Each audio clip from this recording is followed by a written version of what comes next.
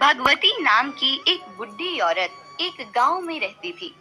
उसके दो बेटे थे, जगदीश और दिनेश। भगवती ने सोचा कि उसके बेटे पढ़ लिख कर बड़े आदमी बनेंगे, लेकिन पैसों के अभाव में ये सपना पूरा नहीं हो पाया। जगदीश थोड़ा बहुत पढ़ा लिखा था, जिसके कारण उसमें घमंड आ गया, लेकिन दिनेश बेचारा कम पढ़ा हुआ, बहुत भोला था, लेकिन फिर भी घर में सुख शांति थी। अपने दोनों बेटों की शादी करके वह अपनी जिम्मेदारियों से मुक्त हो गई थी। बस अब तो एक ही सपना था कि दोनों भाई हमेशा इसी तरह मिलजुल कर रहे, जैसे बचपन में अब तक रहते आ रहे हैं। जायदाद के नाम पर दोनों भाइयों के घर के अलावा कुछ नहीं था, इसलिए शादी के बाद जिम्मेदारियां बढ़ी तो पैसों की जरूरत पड़ी। जगदीश अपनी पत्नी से बोला, शोभा, यहाँ घर पर रहने से पेट नहीं भरेगा। मुझे काम के लिए शहर जाना पड़ेगा। क्यों? गांव में क्या कोई काम नहीं है? अगर आप शहर चले गए तो मैं यहाँ अकेली कैसे रहूंगी? गांव में कुछ काम नहीं है। मैं दिनेश नहीं हूँ कि दूसरों की खेती बाड़ी में काम करके पैसा कमाऊं। पढ़ा लिखा हूँ, इसलिए कल शहर जा रहा हूँ, वहीं जाकर काम करूँगा।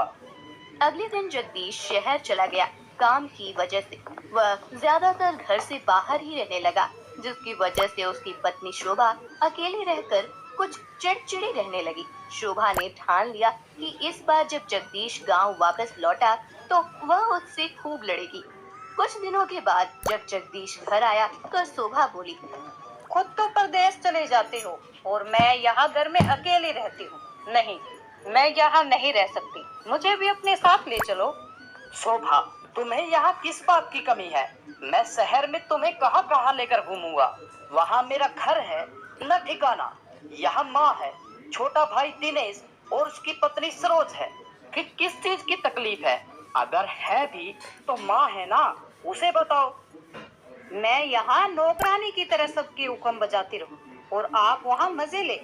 एक आपके छोटे भाई हैं जो अपनी बीवी को मायके भेजने तक के लिए राजी नहीं होते, और आपने तो जैसे मुझे त्याग ही दिया। कहीं वहाँ कोई और? मैं बाहर काम करने जाता हूँ, ना कि मजे करने। बहुत हो गया, शांत हो जाओ, वरना मुझे गुस्सा आ जाएगा।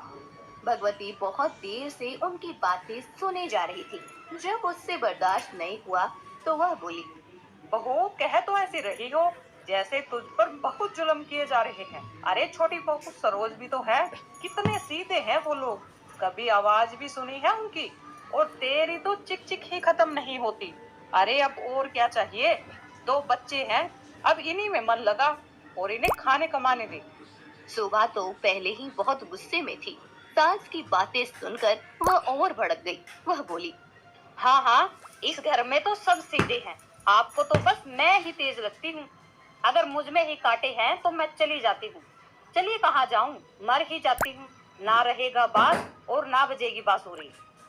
लगता है मन में बहुत जहर जमा है जो तो उगल रही है, और ये मरने की धमकी हमें मत दे, समझी? अच्छा, मैं आपको धमकी दे रही हूँ? ठीक है, तो अब मैं मरकर ही दिखाऊंगी। यह कहकर शोभा कुएं की तरफ भागी। भगवती जोर से चिल्लाई।